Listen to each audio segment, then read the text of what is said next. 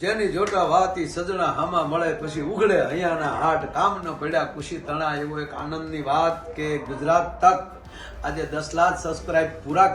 કરી દીધા છે ત્યારે એ આપણી આજની ડિજિટલ યુગની